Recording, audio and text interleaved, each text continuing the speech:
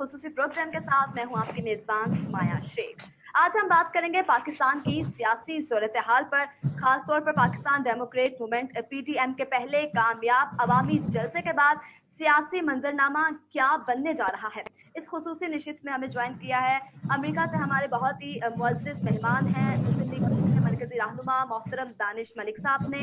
इसी के साथ साथ अल जज़ीरा न्यूज़ के नुमाइंदे फैसल तनवीर साहब हमारे साथ मौजूद हैं। और आपको बताऊं कि मेरे जो तीसरे प्रोग्राम के गेस्ट हैं वो भी बहुत दिल अजीज हैं, 0 पॉइंट के मेज़बान सियार शमसी साहब हमारे साथ मौजूद हैं।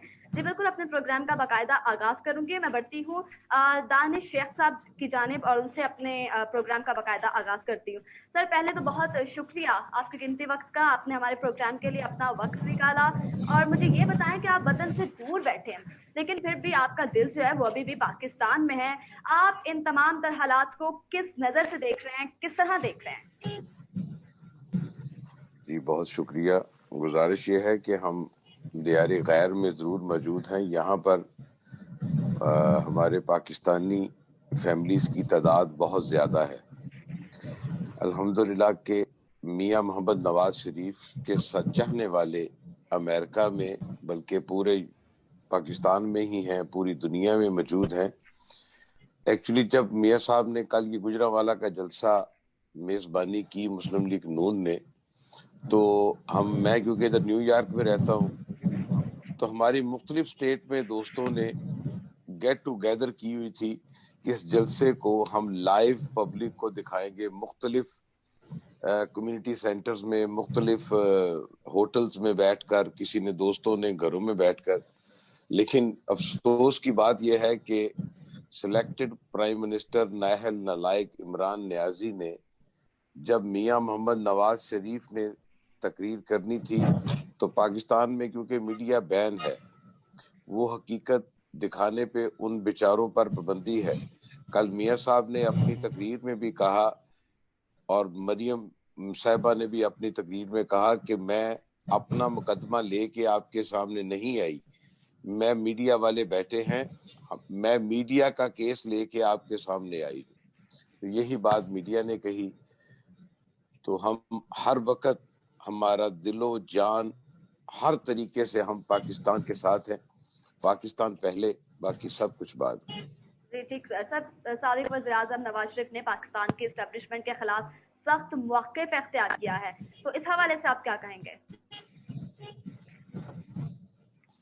क्या सख्त मौक़िफ़ इख्तियार किया है? पाकिस्तान की आवाम को उन्होंने बताया है कि वोट को इज्जत दो।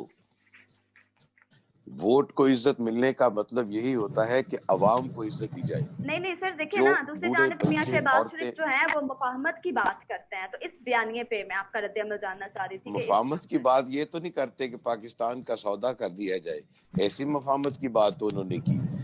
मियां शहबाज शरीफ अगर मुफाहमत की बात करते हैं तो वही बात एक बात की ना गलत फहमी बहुत है हमारे बहुत से दोस्तों को कि मियां मोहम्मद नवाज शरीफ और मियां शहबाज शरीफ का बयानिया हमेशा से एक हुआ है।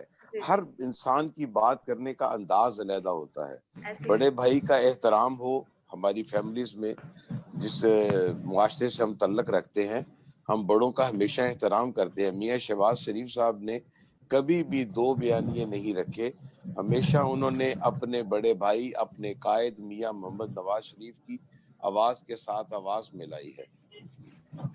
और अब जबकि मियां मोहम्मद नवाज शरीफ, मेरी आवाज आपको आ रही है? जी आ रही है सर, आपकी आवाज आ रही है। मुझे आपकी तस्वीर नहीं आ रही थी।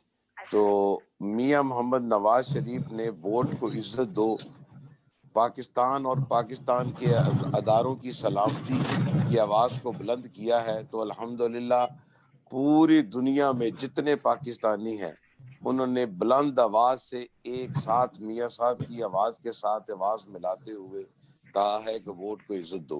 कल भी मियां साहब ने किसी अदारे के खिलाफ बात नहीं की। देखिए, गुजारिश ये है कि हर अदारे में अच्छे बुरे, नापसंदीदा, पसंदीदा लोग होते हैं। कोई अदारा भी हो, रेलवे है, वापडा है, PTCL है, PTV है, कोई भी अदारा पाकिस्तानी हो, कोई भी अदारा हो, उसमें अच्छे बुरे, पसंद और नापसंदीदा लोग मौजूद होते हैं। تو یہی انہوں نے پاک فوج اس دنیا میں ہم سمجھتے ہیں کہ ہماری پاک فوج دنیا کی نمبر 1 پاک فوج ہے. پاک فوج نہ ہوتی تو ہمارے ملک میں کبھی امن نہ آتا. ہم پاک فوج کے جوانوں کو اور پاک فوج کے تمام ان افسران کو سلوٹ کرتے ہیں جنہوں نے ہمیشہ سرحدوں کی حفاظت کی. میاں نواز شریف کا بھی کہنا یہ ہے کہ ہر ادارے کو اپنے ڈومین میں رہ کر کام کرنا چاہیے. جی بالکل سر، ملک کی معیشت خطرناک حد تک کمزور ہے. ان حالات میں سیاسی کشیدگی ملک کو کہاں لے کے جا رہی ہے؟ سمجھ نہیں آ رہی نا کہ ملک ہمارا کس جانب جا رہا ہے. یہی بات تو پاکستانی عوام کا بچہ بچہ کر رہا ہے. ہر مسلم لیگ نون کا رہنما آپ کو بتا رہا ہے. اور اسی سلسلے میں ہی جو کل پی ڈی ایم اے کا جلسہ تھا وہ یہی بات یہیں سے شروع ہوئی تھی کہ کل لوگ سیاسی پارٹیوں سے منسلک لوگ تو آئے تھے، لیکن وہاں پہ ہماری بہنیں، بچے، بوڑھے جو بھی آئے تھے، جب بھی میڈیا والوں نے ان سے پوچھا تو انہوں نے ایک ہی بات کہی کہ ہم اپنا مقدمہ لے کے آئے ہیں. ہم بچوں کو پڑھا نہیں سکتے، ہم بچوں کو میڈیسن نہیں دے سکتے، آٹا، چینی، انڈے نہیں خرید سکتے. پاکستان میں اس وقت ایک انڈے کی قیمت آپ کو پتا کیا ہے؟ ایک انڈے کی قیمت 20 روپے ہے. کبھی آپ نے سنا تھا کہ 20 روپے کا ایک انڈا؟ اور یہی نااہل نالائق عمران نیازی ایک تقریر میں کہتا ہے کہ ادھر انڈے سستے ہو جائیں گے. او بابا، معیشت پاکستان کی آپ سے سنبھالی نہیں جا رہی. اگر انڈوں کا ذکر کرتے ہو تو کم از کم وہی سستے کر دو. وہ بھی آپ کے سامنے ہے. مہنگائی بہت زیادہ ہے، بد نظمی بہت زیادہ ہے. انسانوں کے کھانے کے، حیوانوں کے کھانے پینے کی چیزیں اس حد تک مہنگی ہو چکی ہیں کہ وہ کوئی بھی شریف آدمی، بزنس مین ہو، ہر انسان اپنی اپنی جگہ پہ پریشان ہے. بالکل ٹھیک کہہ رہے ہیں آپ. جی اب بڑھتے ہیں سیاہ شمسی صاحب کی جانب. سر، آپ جو ہے دانش صاحب کی رائے سے کس حد تک متفق ہیں؟ آپ کیا کہیں گے اس حوالے سے، انہوں نے جو بھی گفتگو کی؟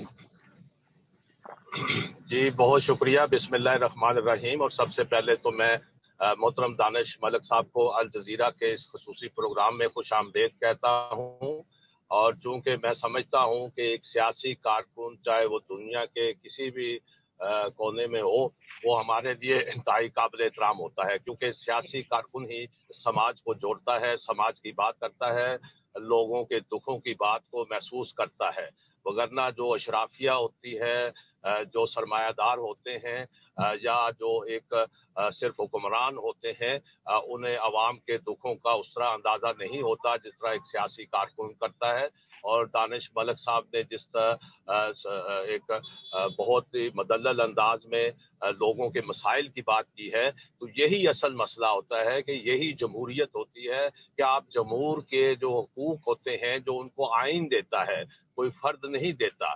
جہاں تک آپ نے جو سوال کیا ہے اپنے دانش ملک صاحب سے کہ یہ جو جلسہ ہوا ہے، جو ملک میں سیاسی گہما گہمی شروع ہوئی ہے، تو میں سمجھتا ہوں کہ اس سے حکمرانوں کو گھبرانا نہیں چاہیے، کیونکہ یہ ملک سیاست سے بنا تھا اور سیاست سے ہی آگے چل سکتا ہے. اس ملک کو اگر ایٹمی قوت بنایا، وہ ایک سیاستدان نے بنایا. اور جب بھارت نے دھماکے کیے تو جی میں دانش صاحب کی رائے سے پوری طرح متفق ہوں کہ جو حکومت ہوتی ہے، جو ایک جمہوری انداز سے آتی ہے، اس کی یہ ذمہ داری ہوتی ہے کہ وہ عوام کے مسائل حل کرے. لیکن یہاں میں ابھی فیصل صاحب نے جو بات کی ہے کہ اسلام آباد میں زیادہ مہنگائی ہوتی ہے، میں ان کو ذرا تھوڑا سا تصحیح کر دوں کہ اسلام آباد حکمرانوں کا شہر ہے، اور اصل جو پاکستان ہے وہ جی ٹی روڈ سے پرے رہتا ہے. 22 کروڑ لوگوں کا ملک ہے یہ، اور عام آدمی جو اس ملک کے وارث ہیں وہ اس وقت اذیت میں ہیں، انہیں روزگار نہیں مل رہا. اور گزشتہ 2 برسوں میں جو بے روزگاری کی ایک لہر آئی ہے، موجودہ حکومت نے وعدہ کیا تھا کہ وہ 1 کروڑ نوکریاں دیں گے، گھر بنائیں گے، لیکن وہ سارے وعدے جو ہیں ابھی تک پورے نہیں ہوئے، جس کی وجہ سے کل لوگ عوام نکلے ہیں اور یہ ایک سیاسی عمل شروع ہوا ہے. اور دانش ملک صاحب چونکہ باہر ہیں، اور باہر جو وطن سے دور لوگ بیٹھے ہوتے ہیں، انہیں زیادہ احساس ہوتا ہے کہ ملک کے اندر جب اس طرح کی صورتحال پیدا ہوتی ہے تو وہ ایک قدرتی طور پر ان کا درد جو ایک کرب ہے وہ زیادہ ہوتا ہے. تو میں آپ کی وساطت سے دانش صاحب سے سوال کرنا چاہتا ہوں کہ دانش صاحب آپ ماشاءاللہ آپ نے ایک سیاسی کارکن ہونے کا مظاہرہ کیا ہے. آپ کیا سمجھتے ہیں کہ اس وقت جو اپوزیشن جماعتیں تمام اکٹھی ہوئی ہیں اور ان کے سامنے ایک بہت بڑا ایجنڈا ہے کہ ملک کے جو مسائل ہیں وہ حل کیے جائیں، آپ کیا سمجھتے ہیں کہ اس تحریک کو مزید کامیاب کرنے کے لیے سیاسی جماعتوں کے جو داخلی اختلافات ہیں وہ کس حد تک ختم ہونے چاہیے تاکہ وہ منزل تک پہنچ سکیں؟ جی آپ نے ٹھیک کہا ہے کہ اختلافات، اندرونی اختلافات تو اپنے ایک گھر میں اگر کسی ماں باپ کے 2-4 بچے ہو نا تو آپس میں اختلافات ہوتے ہیں. ایک باپ اپنے 4 بچوں کو ایک سا نہیں رکھ سکتا، کسی نہ کسی بچے کو یا کسی بچے کے ساتھ اختلاف ضرور ہوتا ہے. یہ تمام سیاسی جماعتیں جتنی بھی اتحاد میں موجود ہیں سب کا احترام کیا جاتا ہے اور سب قابل احترام ہے، چھوٹی بڑی تمام جماعتیں. ہم یہ سمجھتے ہیں اوورسیز والے کہ اس اتحاد کو بہت پہلے ہی یہ بن جانا چاہیے تھا، اور بہت دیر پہلے، آج سے 1 سال کم از کم پہلے، یہ گو عمران گو کا نعرہ جب میاں نواز شریف نے اور تمام سیاسی جماعتوں نے دیا تھا، سب سے پہلے پیپلز پارٹی کے چیئرپرسن بلاول بھٹو زرداری صاحب نے اسمبلی فلور پر کھڑے ہو کر اس نااہل نالائق عمران نیازی کو سلیکٹڈ کہا تھا. اب یہ دیکھیں کہ کس حد تک ہمارے ملک کے حالات آن پہنچے ہیں کہ ایک پلیٹ فارم پر تمام اپوزیشن کی جماعتیں موجود ہیں. کل اتوار کو سنڈے والے دن اب جلسہ ہے کراچی میں، میزبانی پیپلز پارٹی کرے گی اور انشاءاللہ تعالی ہم وہاں بھی دعا گو ہوں گے، اور انشاءاللہ تعالی ضرور ہوگا کہ عوام گجرانوالا سے بھی زیادہ عوام ادھر آئے گی، اور یہ اتحاد آپ کو نظر آئے گا، وہی قومی اتحاد نظر آئے گا جو کبھی آپ نے وہ 9 ستاروں والا پہلے دیکھا ہوگا. اور اس اتحاد کی سب سے خوبصورت بات یہ ہے کہ اس کے چیئرپرسن مولانا فضل الرحمان صاحب ہیں. مولانا فضل الرحمان صاحب کی شخصیت سے اس دنیا میں، پاکستان میں اور سیاسی دنیا میں، سیاسی پلیٹ فارم کی دنیا میں کون ان کے نام سے واقف نہیں ہے. ان کے والد کی، ان کی جماعت کی قربانیاں. پیپلز پارٹی نے اپنے علاقہ صوبہ سندھ اپنا بتایا، انہوں نے کل بلاول بھٹو صاحب نے، کہ یہ بڑا کہتا ہے سلیکٹڈ پرائم منسٹر کہ جی ہم نے فری اسپتال بنا دیے ہیں. کہ وہ ہمارے ایک گلوکار ہیں پنجاب کے، شوکت علی شاید نام ہے ان کا، کہ وہ بیمار تھے، ان کو علاج کے لیے کوئی سہولت موجود نہیں تھی، تو وہ پنجاب سے بلاول صاحب کی ریکویسٹ پر وہاں آئے اور صوبہ سندھ میں ان کا علاج کروایا گیا. یہ ہوتی ہیں انسانی ہمدردیاں. اتحاد کی آپ بات کرتے ہیں تو اتحاد کو توڑنے کے لیے سازشی ٹولہ جو ناکام ہوا وہ آپ کے سامنے ہے. کل کے جلسے کو کامیاب کرنے کے لیے حکومتی ٹولے کا کردار بہت زیادہ تھا. اس جلسے کو خود سلیکٹڈ حکومت نے کامیاب کروایا ہے. میرے خیال سے دانش صاحب کی کال ڈراپ ہو گئی ہے. میں اپنا جو سوال ہے یہی سوال CR شمسی صاحب سے کرتی ہوں. سر جی آپ بتائیں کہ نواز شریف 3 بار وزیر اعظم بنے، تینوں بار ان کا اسٹیبلشمنٹ سے ٹکراؤ تھا، اس کی اہم وجہ کیا ہے، مسئلہ کیا ہے؟ اچھا، میں پہلے تھوڑا تاریخ، دانش ملک صاحب نے کہا کہ جو الائنس بنا ہے یہ بڑا مضبوط ہے، اور انہوں نے حوالہ دیا ہے 9 ستاروں کا، PNA کا. تو میں سمجھتا ہوں کہ پاکستان کی تاریخ میں سیاسی اتحاد ہمیشہ بنتے رہے ہیں، اور ہمیں یہاں فرق کرنا چاہیے. کچھ اتحاد جمہوریت ختم کرنے کے لیے ہوتے ہیں اور کچھ جو جمہوریت کی بحالی کے لیے ہوتے ہیں. اور میں سمجھتا ہوں کہ جو PNA کا اتحاد بنا تھا وہ جمہوریت ختم کرنے کے لیے تھا. یہ جو آج اتحاد بنا ہے یہ ووٹ کو عزت دینے کے حوالے سے بنا ہے، اور اس میں جو مطالبہ کیا جا رہا ہے وہ ووٹ کو اور جمہوریت کو عزت دینے سے متعلق ہے. تو سیاسی اتحاد بننے چاہیے. جس طرح میں نے پہلے عرض کی کہ سیاست سے ہی آپ ملک کو آگے لے جا سکتے ہیں. جہاں تک آپ کا سوال ہے کہ ہر بار یہ کیوں ہوتا ہے، تو یہ صرف میاں نواز شریف صاحب کی بات نہیں ہے. پاکستان میں آپ دیکھیں جتنے بھی وزرائے اعظم آئے وہ ایک ان نیچرل طریقے سے ان کو اقتدار سے ہٹایا گیا. کبھی وہ تختہ دار پر پہنچے، کبھی وہ لیاقت باغ میں لیاقت علی خان شہید ہوئے، پھر محترمہ بینظیر بھٹو شہید ہوئی. میاں نواز شریف جو ہیں وہ 3 بار وزیر اعظم بنے وہاں. پھر وہ جس طرح کے اسی طرح محترمہ بینظیر بھٹو وزیر اعظم بنی، وہ اپنی مدت پوری نہ کر سکی. تو اس کا جو میں سمجھتا ہوں ایک اخبار نویس کی حیثیت سے کہ سیاسی جماعتوں کو ابھی بہت کام کرنا ہے. سیاسی جماعتوں کو ایک ادارہ بننا ہے. جب سیاسی جماعتیں مضبوط ہوں گی تو اس کا مطلب عوام مضبوط ہوتی ہے، اور عوام کو مضبوط کرنے کے لیے میں سمجھتا ہوں کہ یہ الائنس جو بنا ہے ان جماعتوں کو بڑے ماضی سے نکل کر آپس میں جو یہ لڑائیاں ہوتی ہیں اس کا پھر فائدہ اٹھایا جاتا ہے، تیسری قوت اٹھاتی ہے.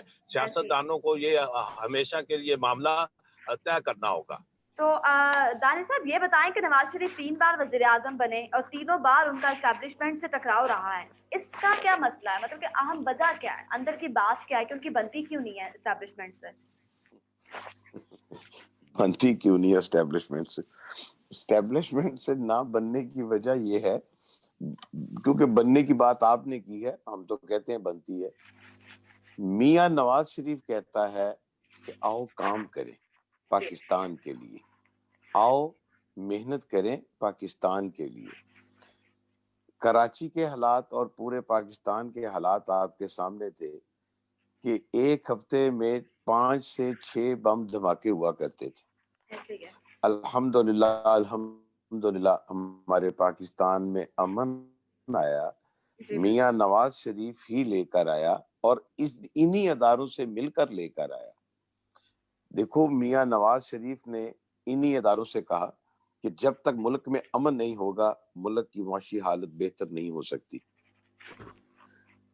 میاں نواز شریف نے انہی اداروں سے کام لیا، اس اداروں نے کام کیا. ہمارے کچھ ادارے کام کرنا نہیں چاہتے، گھر بیٹھ کے اپنی تنخواہیں لیتے ہیں.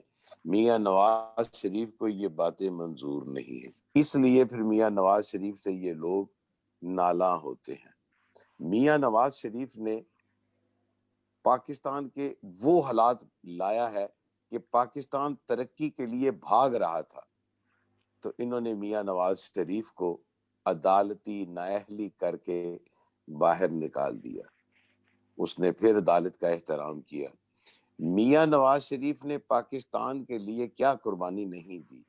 میاں نواز شریف اپنی بیوی کو مرگے بستر پر چھوڑ کر اپنی بیٹی کو لے کے اسی عوام کے لیے پاکستان میں لے کر آیا، اور اس کو پتا تھا کہ میں جب جاؤں گا تو مجھے جیل میں ڈال دیا جائے گا. اسی گورنمنٹ نااہل نالائق عمران نیازی کو بات کو کمپلیٹ کرنے دیجئے گا. ان کو آج تک وہ سرٹیفائیڈ غدار پرویز مشرف نظر نہیں آیا جس کو ملک سے انہوں نے خود بھگایا، اس کا نام تو کبھی نہیں لیتے. تو یہی ہے میاں نواز شریف جو عوام کی آواز بنا ہے اور انشاءاللہ تعالی آگے بھی بنے گا. جی بہت شکریہ. اچھا میں یہاں پہ ایک ایڈیشن کرنا چاہوں گا. دیکھیں آپ کا جو یہ سوال ہے نا کہ نواز شریف کی اسٹیبلشمنٹ کے ساتھ بنتی کیوں نہیں ہے، دیکھیں پہلے تو مجھے اس سوال کے اوپر بھی کنسرن ہے کہ ایک وزیر اعظم چاہے وہ نواز شریف ہو یا جو بھی ہو، جب وہ عوام کے ووٹوں سے آ گیا، منتخب ہو کے آ گیا ایک بھاری مینڈیٹ کے ساتھ، جب پوری عوام نے، قوم نے، 22 کروڑ عوام نے جب ایک شخص کو منتخب کیا کہ یہ ہمارا وزیر اعظم ہے، اس کے بعد اسٹیبلشمنٹ سے بنے یا نہ بنے اس کی کوئی اہمیت نہیں رہتی. اس کا دیکھیں اگر نواز شریف کی اسٹیبلشمنٹ سے نہیں بنتی تو اس کا مطلب یہ نہیں ہے کہ آپ ان کو جھوٹے مقدموں میں یا کسی بھی طرح سے بغاوت کا مقدمہ ہو، کرپشن ہو یا جو بھی ہو، آپ اس کو ہٹا دیں. آپ ایک سلیکٹڈ وزیر اعظم کو الیکٹڈ وزیر اعظم کو جو ایک الیکٹ ہو کے آیا ہے، عوام کے ووٹوں سے آیا، عوام نے اس کو منتخب کیا ہے، اور ایک ادارے کے ساتھ، اور اس ادارے میں جو لوگ بیٹھے ہیں وہ ٹیکس پیئر کے پیسوں سے تنخواہیں لے رہے ہیں، ان کی یہ حیثیت ہے میری نظر میں. تو اسی کانٹیکس میں بات کر رہا ہوں کہ اگر ٹھیک ہے نواز شریف کی اسٹیبلشمنٹ سے نہیں بنتی تو اس کا مطلب یہ نہیں ہے کہ آپ ان کو جو ہے آپ ایک وزیر اعظم کوئی آپ اس کا تختہ الٹ دیں یا اس کو غیر قانونی اور غیر آئینی طریقے سے آپ اس کو وزارت عظمیٰ سے ہٹا دیں. دوسرا میں دانش صاحب سے سوال کرنا چاہوں گا کہ دانش صاحب مجھے بہت سے ہمیں رپورٹس ملتی ہیں اور میری جس طرح سے بات ہوتی ہے جو ہمارے اوورسیز پاکستانی ہیں اور مختلف جو اکانومسٹ ہیں ان سے بھی بات ہوتی ہے کہ جب سے یہ عمران خان کی حکومت آئی ہے تو ہمارا جو ریمیٹنس ہے جو اوورسیز پاکستانی باہر سے پیسہ بھیجا کرتے تھے اس میں بہت کمی آئی ہے. اور آج بھی ہمارے ملک میں زر مبادلہ کا جو سب سے بڑا سورس ہے وہ ریمیٹنس ہے. اور جب میں نے اس کے بارے میں تحقیق کی کہ آخر یہ زر مبادلہ جو ریمیٹنس ہمارے پاس آتا ہے اس میں کمی کیوں واقع ہوئی تو مجھے پتا چلا کہ جو ہمارے اوورسیز بھائی ہیں انہوں نے عمران خان کے اوپر وہ اعتماد نہیں کرتے, بھروسہ نہیں کرتے. اس کی دو ریزن ہیں. ایک تو علیمہ خان کی کرپشن کہ جو شوکت خانم کا جو ہاسپٹل کا جو پیسہ تھا فنڈنگ تھی اس میں سے انہوں نے یہ پراپرٹی بنائی. اور دوسرا جو عمران خان کے اوپر ایک سنگین کیس ہے غداری کا, فورن فنڈنگ کا, کہ اس نے اسرائیل اور بھارت سے جو فنڈنگ لی اور وہ بھی اسرائیل اور بھارت کے جو انڈیویجول تھے یا کمپنیز تھی وہ پاکستانی نہیں تھے. تو ان دو کیسز کو لے کے جو ہمارے اوورسیز پاکستانی ہیں انہوں نے عمران خان پہ بھروسہ کرنا چھوڑ دی ہے اور وہ اب پاکستان میں پیسہ نہیں بیچتے. آپ کا کیا ٹیک ہے؟ آپ نے نا ایک سوال نہیں کیا, آپ نے اس وقت 4 سوال کیے. میں نے کہا موقع سے فائدہ اٹھا لوں, آپ نے روز ہمارے ساتھ ہونا. نہیں, حاضر. سب سے پہلی بات ہے فورن فنڈنگ کیس جی, دوسری بات ہے باجی علیمہ کی سلائی مشین جی, تیسری بات ہے اوورسیز ریمیٹنس ٹھیک, چوتھی بات ہے اس کا اوورسیز سے اعتماد اٹھنا, اوورسیز کا اس سلیکٹڈ پرائم منسٹر سے اعتماد کا اٹھنا. یہ 4 باتیں تھیں. اب جتنی باتیں مجھے یاد رہیں گی باری باری جو غلطی ہو تو مجھے بتا دے. سب سے پہلی بات ہے فورن فنڈنگ کیس. آج سے تقریباً اللہ تعالیٰ اگر جھوٹ نہ بلائے تو 2-3 ماہ پہلے کی بات ہے کہ میں نے ہی پاکستان کے ڈیفرنٹ چینلز کو انہی کے عمران نیازی کے دستوں کا لیٹر میں نے ان کو دکھایا تھا جو اس نے امریکہ میں بینک اکاؤنٹ بند کرنے کے لیے جاری کیا ہے کہ میرے یہ اکاؤنٹ بند کر دیے جائیں, ٹھیک, اور نیا اکاؤنٹ کھلوایا جائے, کیونکہ اسی اکاؤنٹ میں فورن فنڈنگ کیس کے وہی اکاؤنٹ نمبر ہیں جو سپریم کورٹ میں موجود ہیں, یہاں سے جہاں سے یہ آج تک فرار ہے, اس کا جواب نہیں دیتا. تو انشاءاللہ تعالیٰ دے گا جب وقت آئے گا. دوسری بات, اوورسیز میں انہوں نے جب وہ ڈیم کا ایک فراڈ شروع ہوا تھا, آپ کو پتا ہے کہ وہ ایک جج صاحب تھے, کیا نام تھا اس فراڈیے کا بھی پتہ نہیں, ثاقب نثار, اس کے ساتھ مل کر انہوں نے اوورسیز کو بہت لوٹا. ہمارے معصوم اوورسیز بہن بھائیوں نے پاکستان میں ڈیم کے لیے اربوں روپے دیے, کیا بنا اس کا, عیاشی کر گئے, ختم ہو گئی.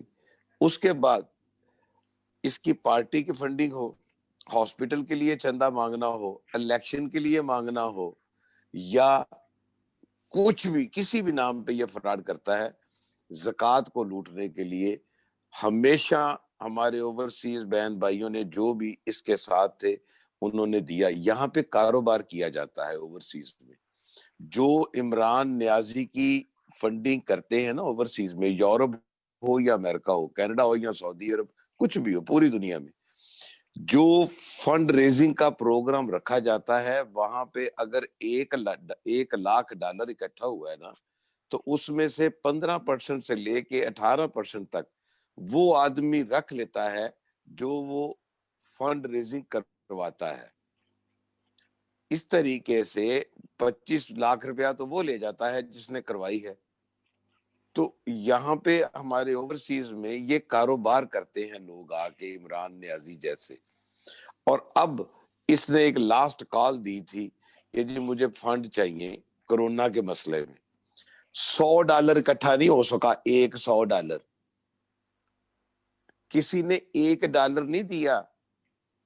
کیوں؟ وہ کہتے ہیں کہ ہم اوورسیز نے بہت مدد کی اور ہمیشہ کرتے ہیں ہم لوگ، اور آئندہ بھی اپنے غریب بہن بھائیوں کی مدد کرتے رہیں گے. کرونا کے مسئلے میں پورے پاکستان میں ہماری سوسائٹی نے، اوورسیز کے لوگوں نے اپنی اپنی کمیونٹی میں جو آرگنائزیشن موجود تھیں ان کو ساتھ لے کر.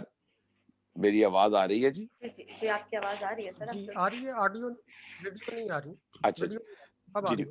اچھا، جو لوگ یہاں پہ جس آرگنائزیشن سے منسلک تھے، انہوں نے اپنے طور پر بغیر کسی اس گورنمنٹ کے ایجنٹ کو ساتھ ملائے ہوئے اپنی مدد آپ کے ساتھ لوگوں کی امداد کی.